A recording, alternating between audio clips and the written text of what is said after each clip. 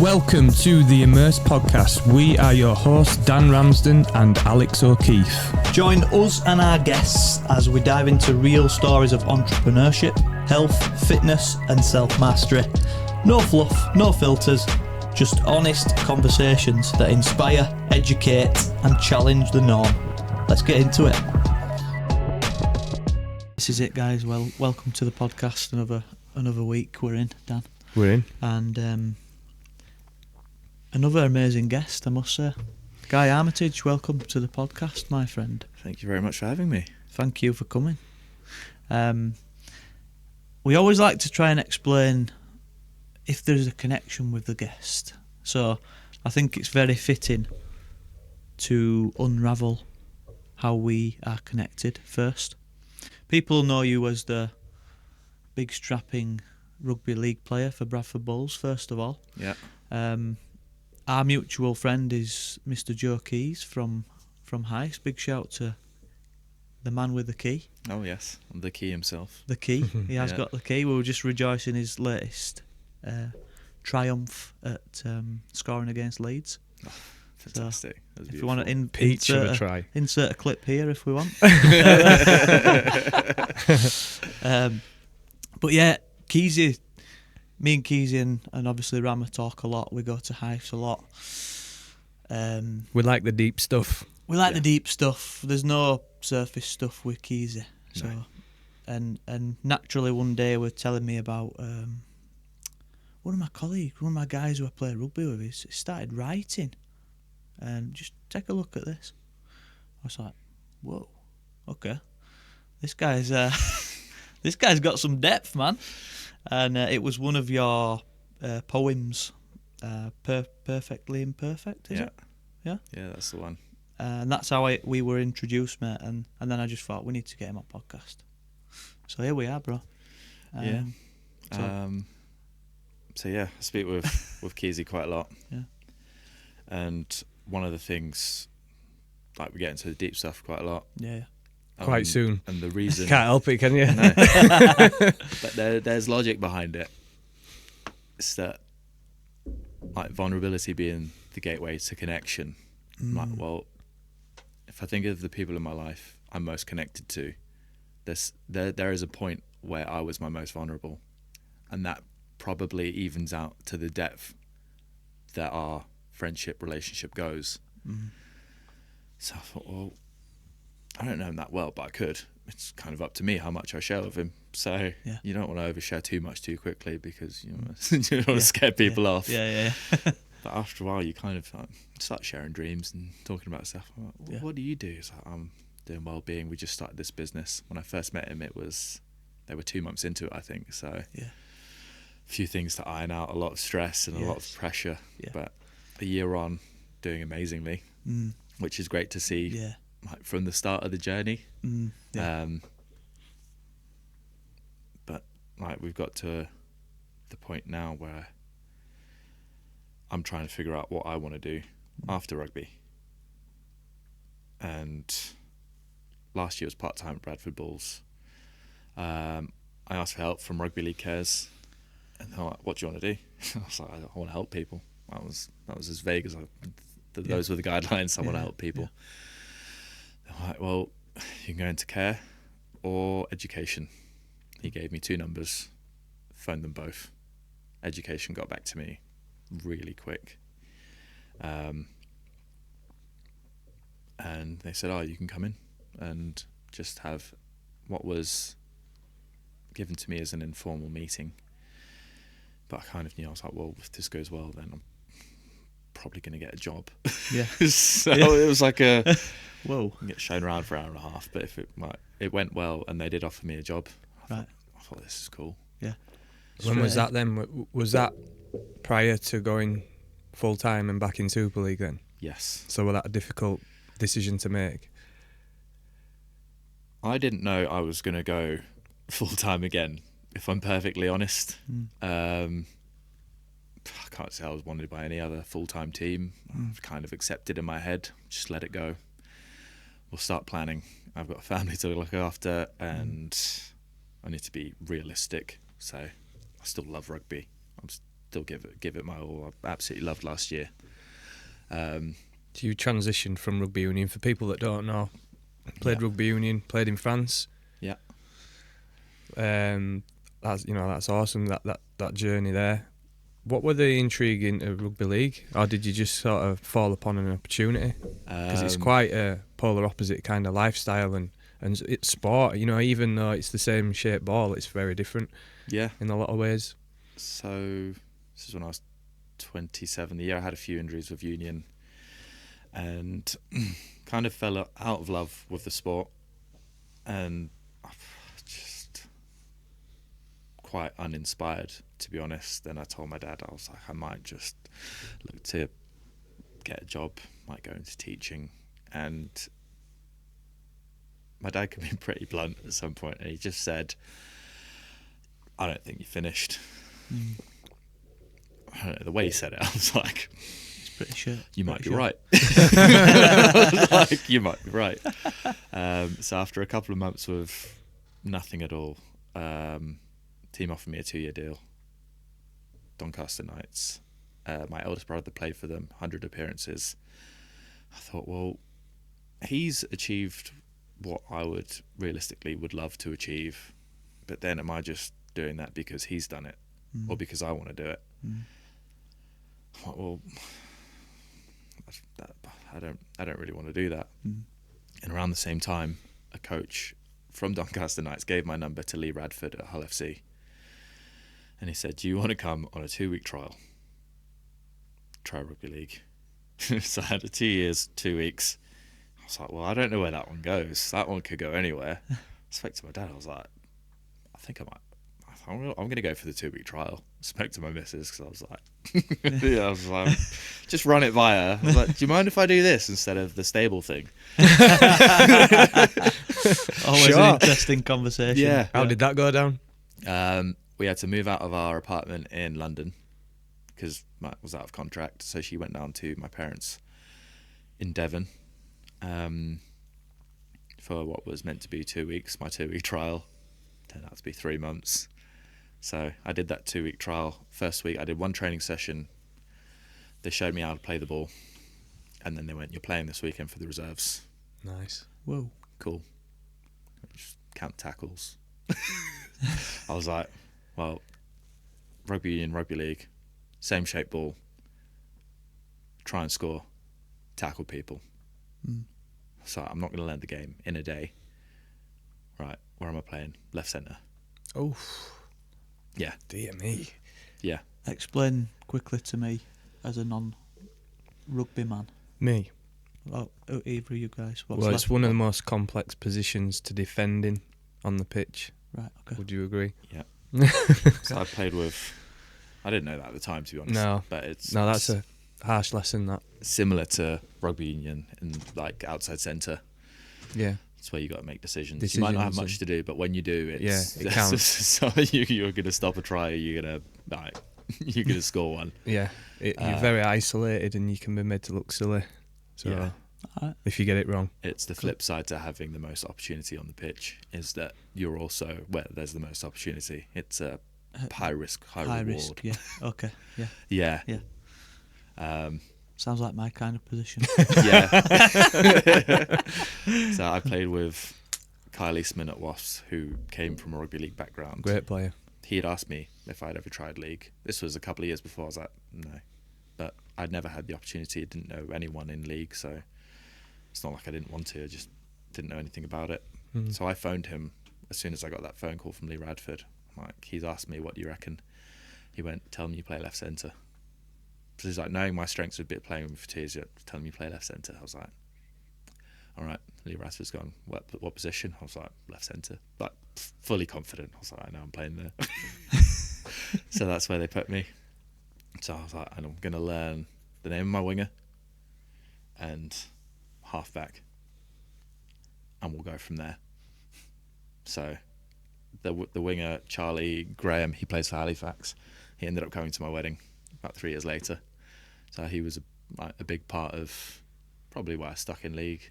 I was living in a hotel for 2 weeks. Mrs. was in Devon, and he was like, do you want to go for a coffee? I was like, yeah, I've been in this room for 2 weeks, so it'll be nice to have some conversation, to be honest. At the end of it, Hull FC signed Mahe Fanua and Adam Swift, and he went, realistically, you need game time, and we can't offer you that there, but you might have a bit of joy in London with Danny Ward. Strained my adductor second game. I kind of strapped it up. I was like, this is not the time to be to have injuries. So I played the week after as well. As you do. Yeah, so I basically rehabbed myself. Whilst playing. Yeah.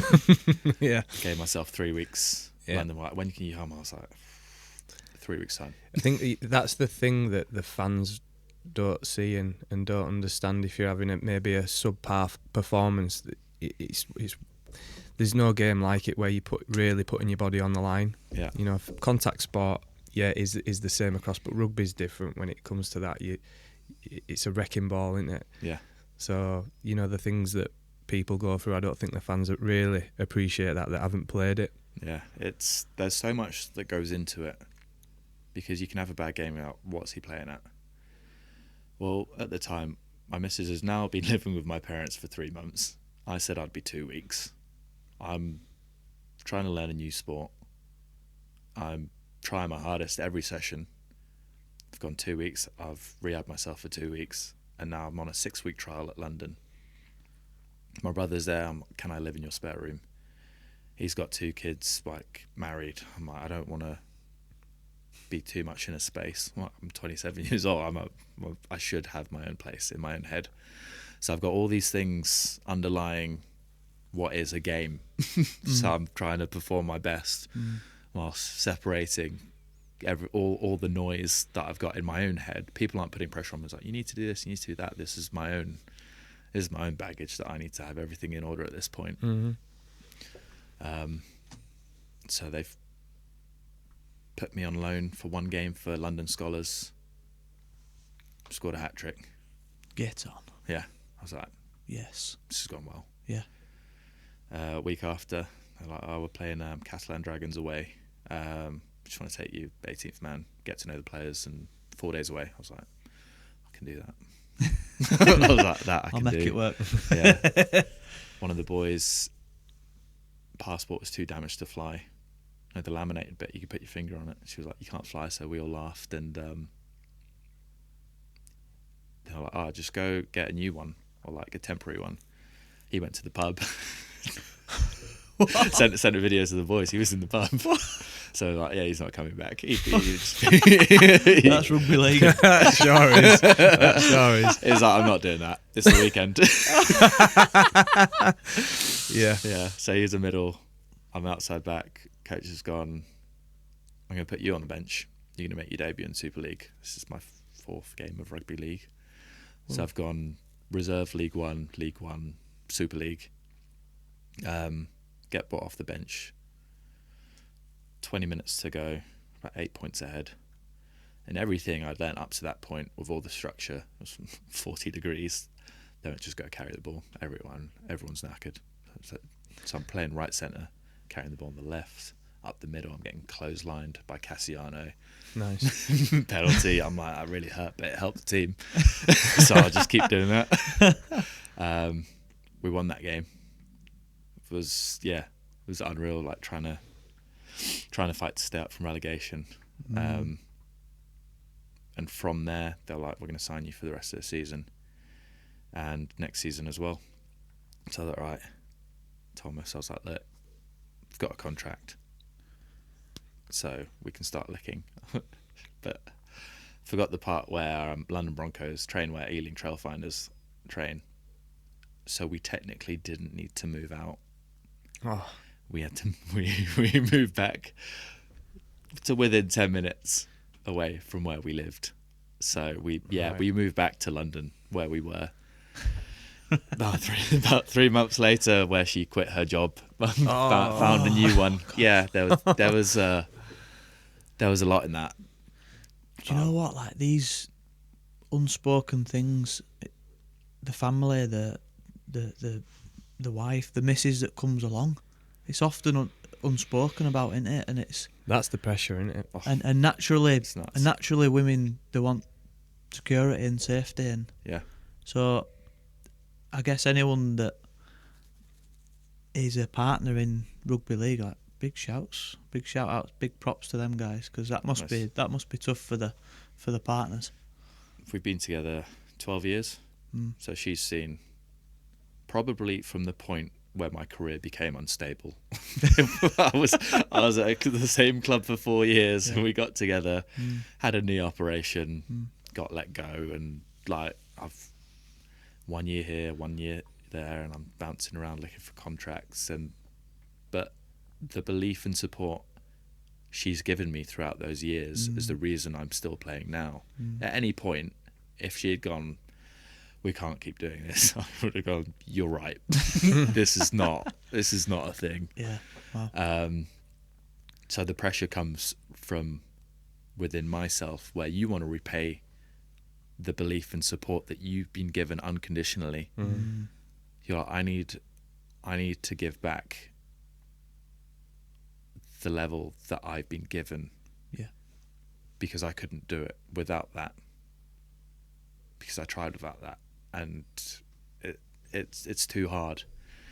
So she's given me the foundation to play rugby as a lifestyle, as a dream, and she's never ever blinked once when it's gone, we need to go here, we need to move here, this team don't want me anymore, there's a new coach, we don't see eye to eye. there's the odd injuries, there's the other players in the squad, there's the game plan, there's so much that goes into it. You could be having a great year at a club with a coach, and then he's gone, and you're like, the dynamic's about to shift here. Now what? And then you have to give your missus a little heads up, and you're like, see, I'd like things to go well, but some people just don't see you in the plans, do they? And I might need to rebuild from this point. I was that person's like main man, but this person doesn't know me. Yeah. So if I can get to a point where they know me, then I know I'll be okay. But I know that takes time. So that takes time. I've got a year left on my contract. Yeah. I guess the only solid foundation you need is the one at home, because you cannot put that security on a coach or a club. So it's like, that is the most important thing. That's it. Who's always there? Yeah. The people at your house. Exactly. And with all the ups and downs throughout my career, there's been a lot. I've been to so many clubs. It's upside is that I've met loads of great people. Yeah. So I kind of like who it's made me today. Yeah. The greatest, isn't it? Honest. The greatest connections. Yeah. But it's just like... How does it compare to Union? There's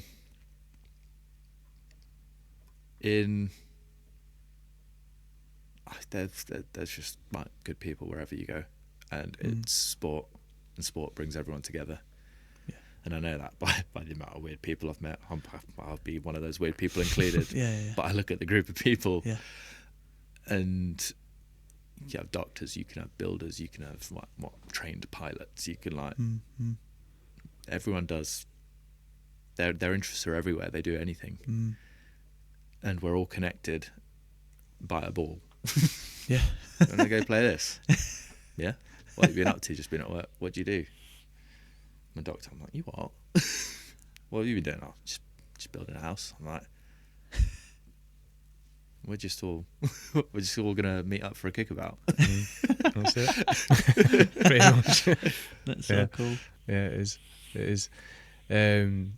Some of the best connections that I've met, definitely, for sure, and still closely connected to a lot of people that I've played with since I was like 9 years old.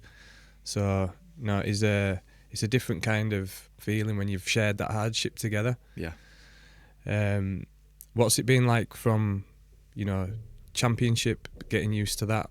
Obviously, you probably had to spin another plate, and in terms of your income, and then going full time. You're there now, back in Super League. It's something where the club's not been for a long time. Yeah. I'm a proud Bradfordian. I've been around the club since I was, a young kid on the terraces freezing in winter, and then it turned to summer, and I've been there and seen it all. So Yeah. Sorry to interrupt this amazing conversation. We've just got a quick message for you. At the heart of this podcast, Dan, is human connection. it sure is. And now it's amazing for us to say that we also build fully bespoke saunas from design, build and install that also promote the exact same thing, mate, human connection. There's a theme here. There is. And all built to last, like we just keep saying. We wanted to provide products that last a lifetime, not just for a matter of months. Yeah. That's exactly our ethos and our message. So we wanted the products to match that, and they are the highest quality, the highest form of timber, the best quality heaters, and tempered glass to suit. Wow. We've not spared expense there, mate. If you're thinking of upgrading your space, whether it's your home, business, studio, wherever you can fit a sauna, basically, we can build it for you. So visit us website on immersesaunas.co.uk and we'll take it from there. We look forward to building your dream sauna shortly. Oh yeah. It's nice to be back up there as well. As that transition been a fun experience? And it's been one of the best.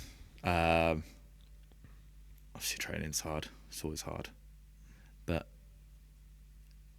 it's hard so that you can perform to the level that you can, and you can do what your mind comes up with.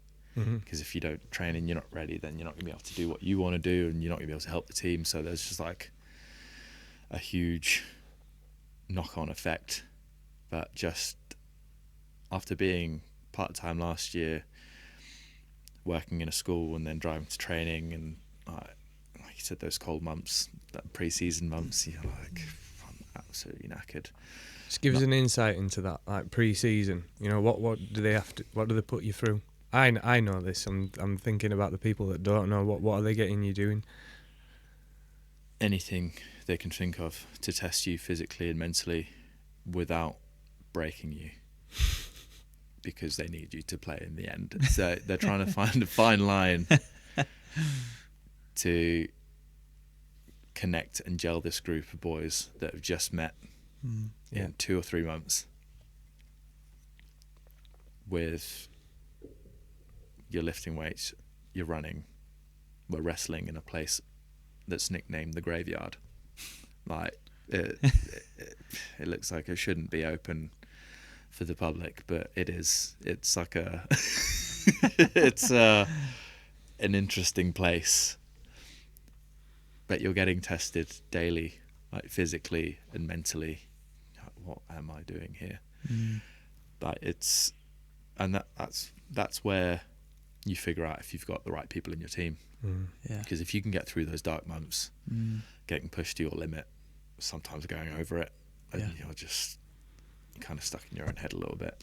I think with stuff like that, you start to actually learn what your limit is as well, because you've got a perception of what you think your limit is. Yeah. But then you get taken way past that. Way beyond. I can go further. Way beyond. No, that's it. Yeah. Like, keep going. 10 more seconds. You've done a minute more. You're like, yeah. I thought I was Keep kicking the can down the road a bit further. I was done 5 minutes ago. Yeah. Oh, yes. Can you... So, I've got like very fond memories of going down to Wadsall when I were a young kid, actually. Yeah. In the heyday, like we've had Leon Price on podcasts, and when he were playing with like Leslie Vinocola and all these guys, and I just remember walking down to that stadium on a Friday night, and the buzz was unbelievable. And can you feel that sort of energy coming back into the fray? The fans. Yeah. The fans are the best. Yeah, man. Yeah. For the last 4 years being at Toulouse, travelling to Bradford, hated it because of the fans. Hated it. They're passionate, they're loud.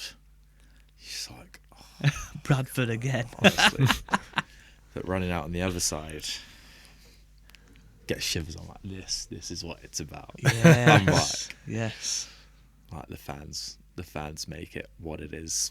Empty the stadium, play a game. It's just another training day, but you feel that stadium on a game day and you're like, boys, we're on here.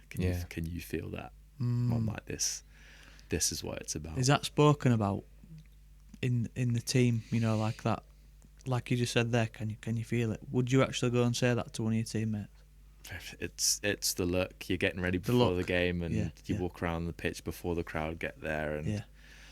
you're running out of the warm up, and the crowd just goes up. Like, Ooh. you do a little lap, give a clap, and you're like, Just try not to smile. I'm like, I was like, I actually can't wait for kick-off. And then you got that moment before you kick off, ball goes up, waiting for that first collision. Then you're like, who's going to get the first collision? And then when your team makes that one, dominates the hit, just on the sideline, standing on the wing, just yes. And then you're in for another 79 minutes, so you got to switch on.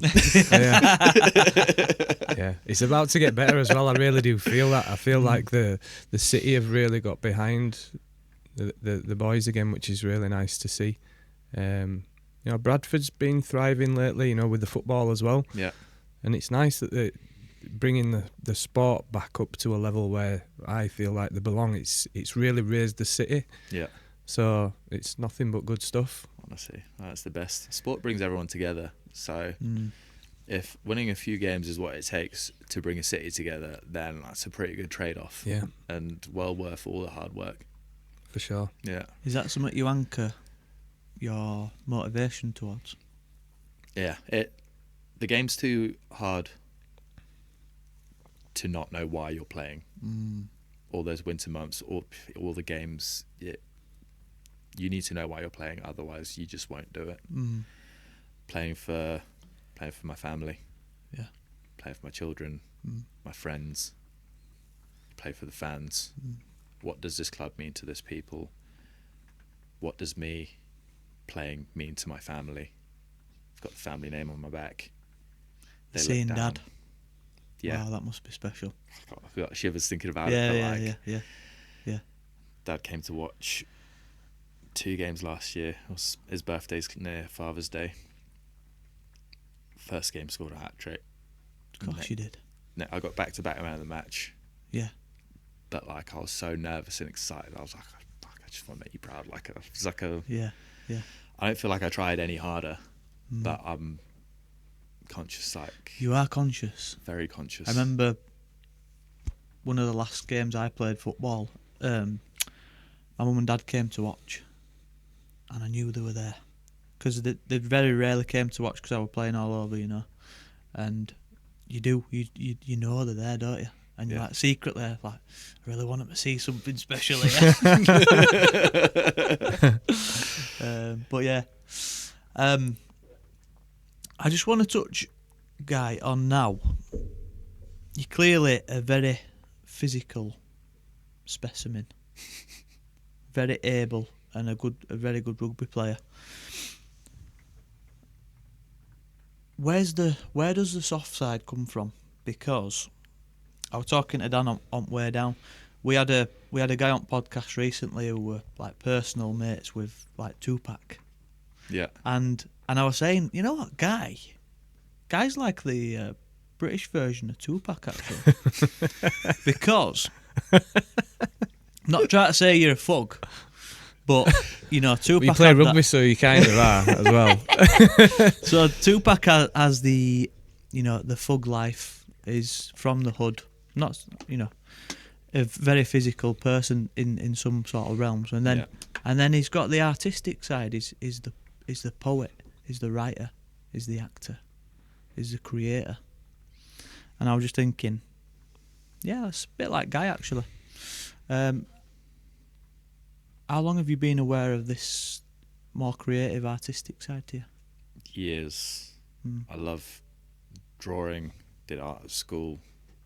I love making things up. I love writing stories. I journal more the past few years, more to organise my thoughts. When I get stressed and a bit off, it's because I've got a lot going on in my head, and I'm like, oh, I forgot about that. So now I've got a notebook I've got with me now. Yeah. Just to write down any notes, to-do lists. Yeah. Have you done this? Oh, I forgot. I don't forget now because it's all written down. Yeah. Time, date, when I need to do things by. but now I'm probably just more open with it, because I've always loved to be creative. Even the way that I approach sport is from a creative aspect. You've got people that love the intricacies of the sport, like the detail, and then on the other end of the scale is probably how I grew up playing, is very much on feeling. Wouldn't even think, I'll just do things. Yeah, instinctive. And I've learnt the importance of doing video reviews, analysis on the other team. So the more of that I do, the better I'll be able to follow my instincts. I can give myself a foundation to do what I want to do. It's in the back of my mind in the week. I know this guy does this guy does that. So in the game, I don't have to think. It cuts out that split second. You know, when someone makes a break, you're like, oh, we would have had him if he was. Yeah. What did you do in the week to get that split second? Yeah. Score that try, win the game, or see the fullback going around. I know where this is going. They do that all the time. Yeah. That player loves that pass. He does that more often than not. Oh, that was a good read. It's like, yeah. Been watching it all week. Yes. Yes. Yeah, nice. Yeah, it's the finer details at that level, isn't it? Oh, the things that people don't see that's going into it. Yeah, like you said, the video reviews and the attention to detail. Yeah, the tendencies and your teammates, knowing your teammates' tendencies. Yeah, you know, knowing when someone's just gonna put that cheeky offload in when they've got three men around them. Yeah, they won't. And you just push on it. Yeah, it's just stuff like that, isn't it? Yeah. Yeah. I think it's quite a strange dynamic when you look at how physical and how violent rugby can get at times, to then where you are and what you produce online and things like that. You know, it's like the complete polar opposite, going back to what like Al was saying. Where's that come from? Because we spoke a little bit prior to going live with this, and you know, is it from a struggle? It's something that you've always done and had a creative side, but then you've spoken a little bit about having a bit of a struggle and vulnerability, and is that where this is really stemmed from? You know, with producing, your writing, even writing children's books, you know, things like that. You know, it's where's all this coming from? The things that I write usually stem from what's around me at the time, and why, if you're taking from what's around you at the time, you should be able to just keep writing, which is what suddenly clicked. I was like, what if I start doing this and I just run out of things to say?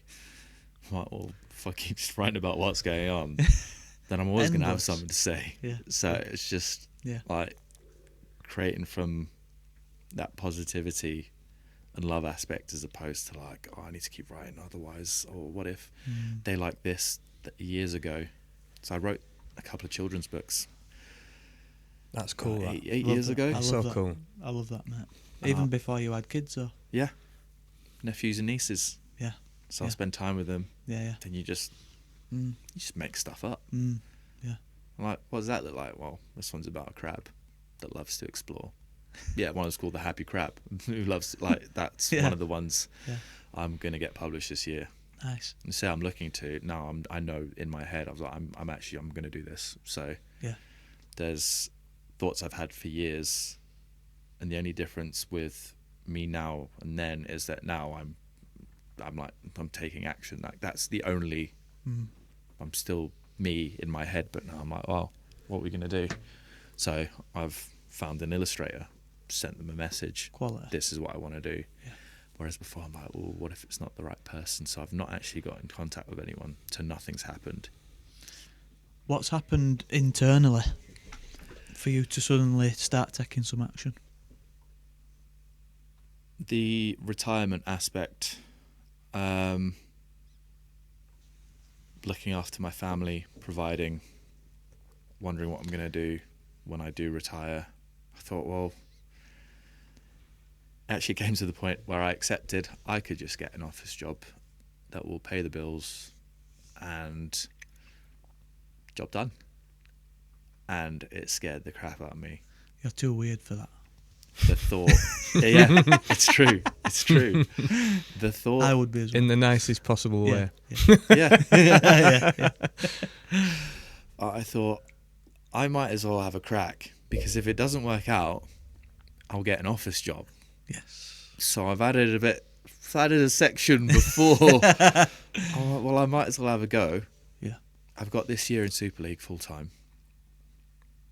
You get a day off in the week. I'm going to use this time, which I'm massively grateful for. I get to spend with my family and time to think. Because last year, when it was part-time, I was working in a school and driving straight to training. I was seeing my family every couple of days, and I was physically and mentally just, I wasn't really a person, to be honest. I was just kind of ticking along. Body was a mess, but playing every weekend. So I was like, on paper, I'm like, well, I'm paying bills, playing every week, but held together. Yeah, by a string. Yeah. So right, so I'm going to use this time. If something comes to mind, I'm going to put it out there. And in a way, because I put it out there, the first one, you got in contact, and if I didn't, we wouldn't be sat here today. Yeah, thank you. Yeah. So you're not even the only people to have contacted me. Like, loads of people are like, oh, do you want to have a chat? Like, I've been invited on a couple of other podcasts. Yeah. But all things that I'd love to do, and Yeah. I love having a chat about life. Like, exactly. it's amazing seeing where people have come from, what they've done. And it's all come from being vulnerable. Like, what will people think about my poetry that I've written from my heart? What if they hate it? Yeah. And if they hate it, will I be heartbroken? My mate just went, it doesn't matter. Just put it out. Yeah. And it's kind of like freed me up. I'm just Yes. offloading ideas, and now more ideas are coming in. And I'm just stopping to write things down constantly, and I'm like, oh, that'd be funny. That'd be that. And they're like, why'd you do that? I was like, I don't know. I thought I'd go in the woods with the dog and film. There's a bench where on a walk in the woods that I go on. And that's one of the first videos that I filmed. And I knew exactly where I was going to film it. I was going to put the camera here. I'm just going to sit there for about a minute. And then I'm going to walk off. Yeah. One take.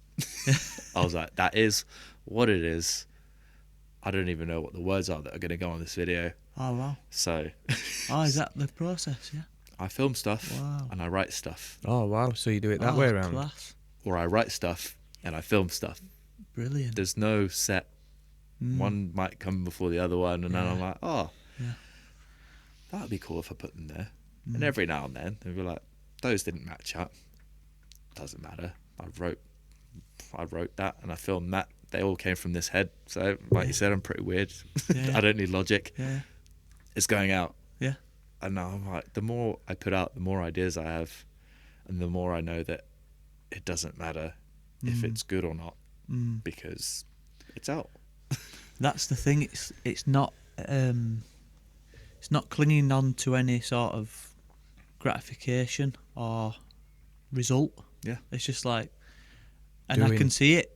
We can see it from you, and this is why, automatically, like me and Dan, we want to speak to people like you. You're stepping into courage and authenticity, but it stands out a mile, and more of us need to start doing that, stepping into the truest self, shall we say. Yeah. But when you do that, it's so empowering, and well done, mate. Thank you. Well done for doing that, because it takes a lot of courage, man. Yeah. Especially someone like yourself in a very masculine, hard game. Working class. Different. Everything's different about it. Yeah. And I said to you, how's that gone down in the changing room? Have you had a load of banter? None. Oh, mate, I love what you wrote. That was cool. One time, I didn't understand that one.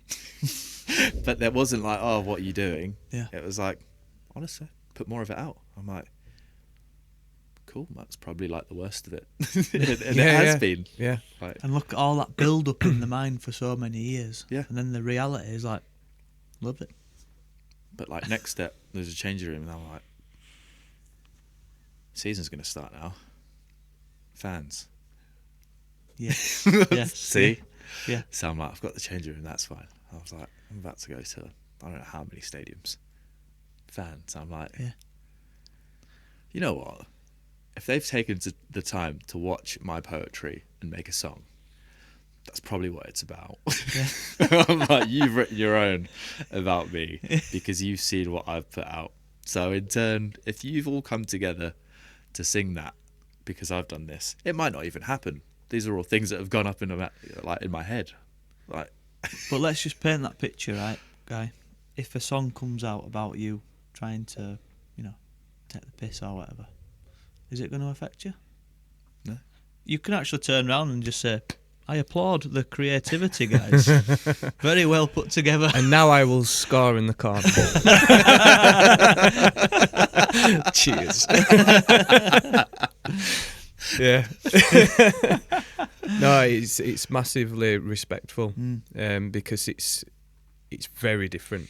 It's very different, and you're opening yourself up to ultimate vulnerability there with people that may really not understand it. You've got your small towns in rugby league, like Pontefract and Wakefield, and those guys. A lot of those guys are not going to get it, and it's like, okay, yeah, fine, yeah, I'm just doing me. Do you feel like it's improved your performance? I think it's definitely relaxed me because it's taken the focus completely off training and rugby itself. Because when I'm there, obviously, focus, give my all. But then when I leave training, I'm like, what am I going to do here? I've got a few ideas. It eases it off so I can focus on it. Like, I need time away to miss it. Because if I'm thinking about it 24/7, it's going to burn out. And I'm like, Yeah. I should have done that at training. Why didn't I do this? Yeah, that rumination.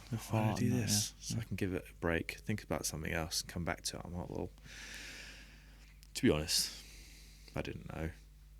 But now I know. So next time, I'm going to get it right. Take a step off this player. He loves to go out here. This person does this. Have some time to think about it instead of going, I should have done this, should have done this, should have. What will the coach think? He's going to think I don't care. I do care.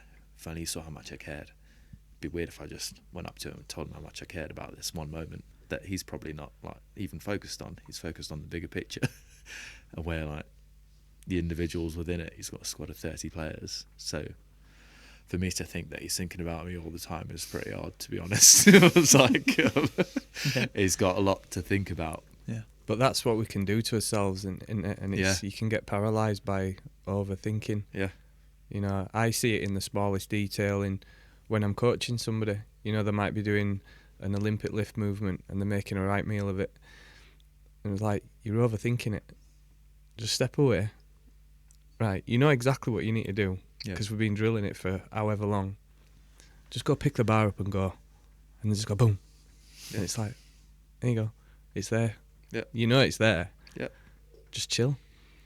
And it's one of those, isn't it? I think it's having that other focus. Yeah. And not just getting completely overconsumed by it. Yeah, that's it. That's the fun part about it. It's something I'm interested in, so yeah. Not telling everyone to go write poetry and no, of course, and draw pictures. No, but no. Whatever your interest is, then do more of that. Find time to do more of that. Get some balance. It's like, I'm guilty of it. I'll sit down on my phone for a little bit and I'm like, what have I just done? But now, in the morning, my phone's on airplane mode until 8. So I'll wake up, I'll read a few pages from a book, I'll journal any thoughts, and then I'll hear my daughter and I'm like, right, we're on. But I've had an hour to myself, and I've recently tested that theory because on Sunday I didn't set an alarm, so I got woken up by Daddy, on my way. And I didn't have time to do it. I got out of bed, brushed my teeth and went to see her. and I just had this stress. I was like, it's all full on. I was like, just making breakfast, and I was straight into the day. I'm like, right, now I know for sure that I need to just wake up a little bit earlier. Yeah. And give myself time so I can be the best version of myself. Yeah. And not be like, oh, give me a moment and look for it in the day when I can just as easily get that hour myself. If I just go to bed a little bit earlier, wake up a little bit earlier. So important. And I'm not blaming other people because I've not been able to get my head right for the day. And it's that big amen to that one. I think people can still fall into the trap of feeling guilty for having time for yourself. Yeah. But I think we need to get rid of that idea, because I notice if I don't have that time in the morning, because I normally train in the morning, and then I'm into family mode myself. You know, we're getting the kids up and everything, but it just gives you a mental sort of gap, shall we say? Yeah. Like, you've got space for a bit of shit then. Yeah. You know, whereas the other way around, you straight away, like you say, you're just getting annoyed quickly, and so. Sorry to interrupt you there, guys. We've got a massive announcement, Dan. We've managed to partner with Pure Sport, which is one of the most exciting brands at the minute in the UK, my friend. That's it, built to last, in it for the long run, as the hashtag says. All the similar sorts of messages behind the ethos of the brand, and it really fits in alignment with us. We know that they're athlete tested. Even Lucy Bronze is using their products. She's a friend of the show. The magnesium and the ashwagandha and all those other products that are related to recovery are super useful for me right now. I'm really feeling the benefit. The electrolytes is definitely the best I've tasted. They're the best I've tasted as well, without sounding biased, my friend. But yeah, it just lines up with everything that we preach, mate. No shortcuts, just solid daily habits that actually make you feel better. If you want to try these guys, use the Immerse 10 for 10% off at the checkout. Now back to the episode. Sorry for interrupting you there. Crack on. Let's go. It's not a selfish act, is it, to work on yourself? It's a lot of it goes down to, I think communication's a big thing. Yeah. Whereas I'd be guilty of trying to find my own time and like rushing off, like, oh, what are you doing? I was like, just writing or doing this. Yeah. I found time in the morning to do it myself. When my daughter's at preschool, I'm like, oh, I can actually, I've got a bit of time on one of these days, which is why I'm here today. Yeah. So guilt-free time, communication. Do you mind if in a couple of weeks I go do this podcast? Is there anything you need from me? It's when you start assuming what other people are doing. Like, when you feel guilty, why do you feel guilty? Yeah. Do you think you should be with, like, your missus doing something, or are you expecting to be somewhere else? Yeah. When all you need to do is voice the ideas that you have in your head. Like, I've been asked to do this. Do you mind if I take that time out? No problem. I'll do this. You can do that. That's a big one. So I can come here stress-free and just speak. I'll be back at this time. Yeah. I know when I'm back, right, I'm on. Guilt-free time. And I've not just assumed that it's fine. I've not got, where are you going today? Pudsey. What? To do what? Podcast. You didn't say anything. I was like, I thought it'd be fine. Knowing full well. Yeah. You're setting up for failure there, aren't you? Yeah. I must say I'm quite guilty of that sometimes. I need to get better at communicating with the wife, because they have it tough, man. Yeah. They have it very tough. It's part of the guilt. Yeah, for sure. I saw a movie the other week, and this quote really landed heavy with me, and it's one of the biggest lessons that we've had to learn since we connected and started our business. And the quote was, "Assumption is the mother of all fuck-ups," and I was like, oof, that's hit heavy. Because it really is. Yeah. It really is. Yeah. You know, as soon as somebody says it now, well, I assumed, and it's like, and now we're in a mess. Yeah. So Makes an ass out of you and an ass out of me. Yeah. Isn't it? Yeah. absolutely. Yeah. Absolutely. Yeah. One of the big connectors of the day is obviously Joe Keys. Yes. We've had his Popper on the show as well. Great man. Yeah. Great man, Big John shout to Keys. John. Yeah. John Keeser. He's got a lot of love from a lot of people, and And Liz as well, actually. So Yeah. while we're there. Yeah. Yeah. Big shout outs to those two. Yeah. But you mentioned something earlier about how he was intuitive in picking up on something that you said, and whilst you spent your time at London. Yeah. Do you want to take us back to that? Well, the first thing I noticed about him is that the whole squad loved him, every single player. I'm like, what is it about this man that everyone loves him? And I'd only been there a few days. And a few weeks in, I was kind of struggling with the pressures of trying to get a contract. My wife is living at my parents'. I said I'd be 2 weeks. 3 months has gone by, and I'm playing for a contract. I'm living in my brother's spare bedroom with his family, which probably something I've only really thought about just then. But obviously those things have added up, and I'm just not in a great headspace, and I'm also trying to perform on the pitch. And someone's coming to give a talk, and if you need any help, just let us know. And I've walked to my car, and I've gone, well, I know I need help, but they don't. If I don't do it now, I probably won't, and the opportunity might not come out. What were going on internally? There was a pressure to get a contract.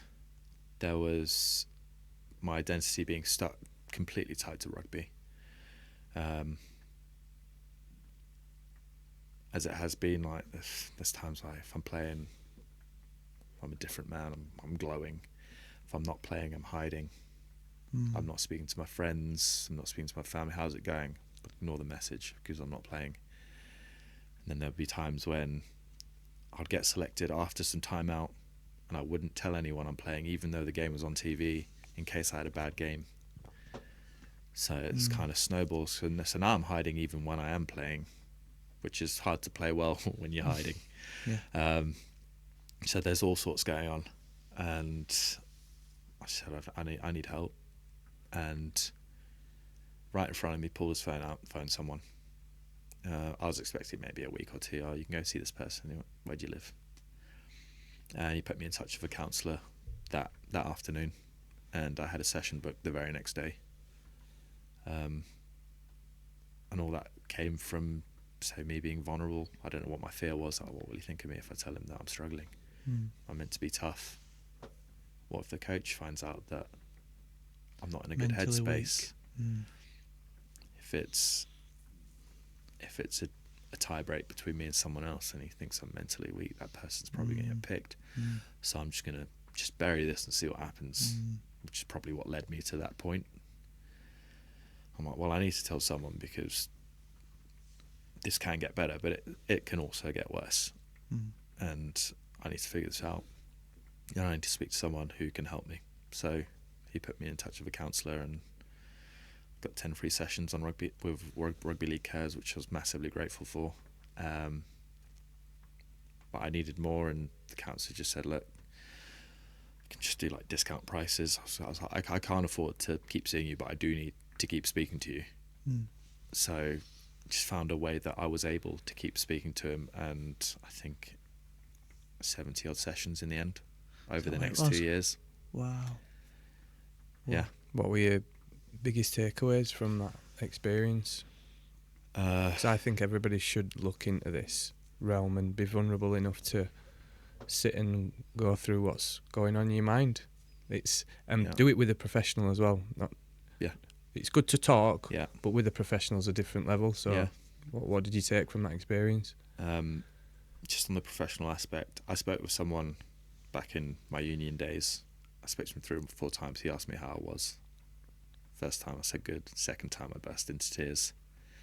And after the third chat, he said, look, I need to, he knew. He was like, I need to put you in touch with someone, a professional, at this point, because at a certain point, they're professionals for a reason. When you're dealing with someone's mind, you can't just say anything and advise people to do anything.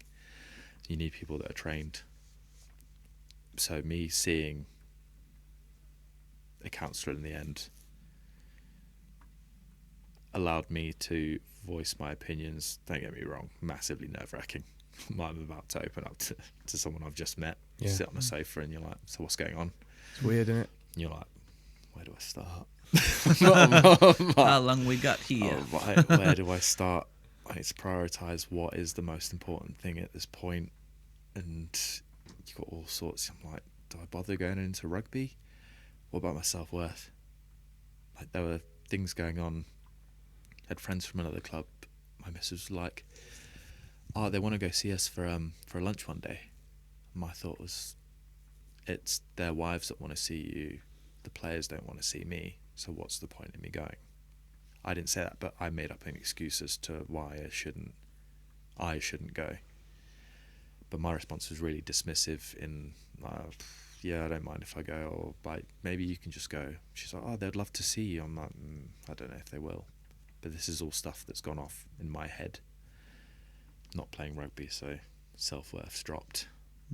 No, I see, I'm like, for whatever reason, I've tied myself into that mindset, which is not healthy at all.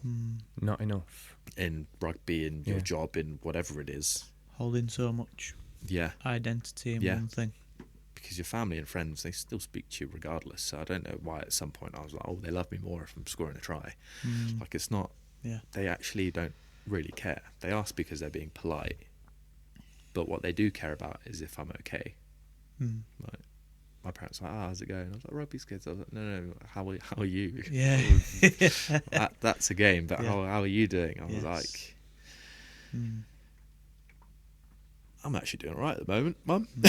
She was like, just wanted to call and say hello. I've not heard from you in the week. And I'm like, it's one of those days, Mum, but I'm good. She's like, cool. Because we have had those chats every now and then, like growing up, and I've started crying, and she's crying, and I'm like, stop crying. She's like, yeah, but you're crying. And I start laughing. I'm like, I was like, you phone me? I'm like, yeah, I'm sorry, but I only speak to you. And I'm like, it's just this back and forth, and I felt better after speaking to her, but they're not always going to be good conversations. But as long as they're honest, because you hang up and go, I probably should have said something. My mum's phoned because she knows something's off. Oh, they know. They know. Oh, like, they know. Yeah. You mentioned before we started recording, Guy, you've got something in your phone. Yes. That you've never shared. Yeah. Before. If you won't mind, pal. Yeah. This is pretty cool. I'm honoured for this, by the way, before we even go there, because this is something that you've never shared and something that you've written when you were going through your struggles. Yeah. So I've been writing a lot recently and sharing, but I've been looking through my notes, and this one's from 2019. 2019. So just paint us a picture of where you are at this time. I've stopped playing rugby union. My nan's just died. Huge part of my life. I'm kind of finding my way. I've switched to rugby league, whether I'm trying to escape or find something new, I'm not particularly sure at the time. I just knew I needed a change, figure out who I am, and so I wrote this, and let's go. I found it, and I thought, I don't know what video is going to go with this or how I'm going to explain it. For whatever reason, I've mentioned it to you today. So this could be it. Yeah. This is odd. But yeah, okay. Okay, bro. There once was a boy who was as talented as could be, yet he had no belief in what he could achieve. He would stand in large crowds, not saying a word, having all these great ideas that were unknown to the world. He didn't value his opinion, so he kept his mouth shut. There were some days he was just stuck in a rut.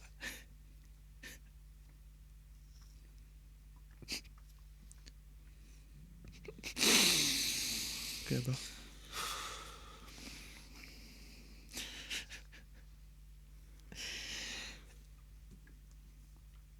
It's all part of the healing process, isn't it, mate?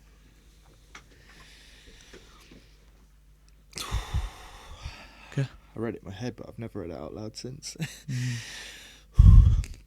It was time to stand up and shake off that fear, as his mind was unique and his path would be clear. Yeah, so just put a note at the bottom. The only difference between then and now has been action. So to take that small step, however small, and it may change your world for the better.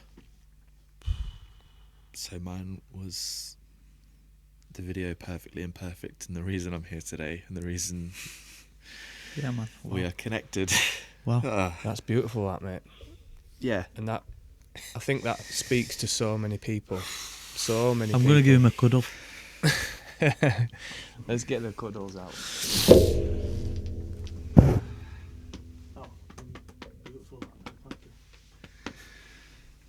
That was beautiful, mate. I said I'd read it, but I didn't think I was going to cry. You know what, though? I think the beautiful thing about all this is you're a huge, strapping man who are supposed to be tough, and we don't do this, and you're here opening your soul and being vulnerable on a platform, not just to two guys that you've only just met, but you're opening yourself out to a platform to do this, and that is power, mate, because this is what men need to hear and feel and understand, that this is okay. This is okay. Yeah. Wow. And that's Them words were powerful, man. yeah, it really was. And thank you for that. Thank you. Thank you for giving me the space to feel like I could share it. Yeah. So it's not a given Yeah, that ever. were. Yeah. No. Yeah, that were an honour to hear that, mate. Bloody hell, I think I just need a bit of a cuddle, and another cuddle actually. But Oh, mate. but this exactly what you said there. This is true masculinity and vulnerability, and That's the one. just human, That's the one. just human experience. Just flowing, just being, and you know what I mean. Yeah. So, Releasing. have you got a message to anyone who might be struggling to be the real self right now? It's hard if you don't feel safe because it's vulnerability. But first I would be to like life can be really full on. People have jobs, families, and we don't always take time for ourselves. So take a moment to figure out what you care about, what are you passionate about, what weird thing as a kid did you do all the time that brought you joy? Have you just neglected because you just thought, I don't know, I don't do that. Find time to do that. Yeah. However small. You can start by just doing it by yourself. But at some point, if you can share that, at training, the boys were asking what's something you're passionate about. And when around people like, Jokey's the history of music like Motown. Some people history in general, like wartime.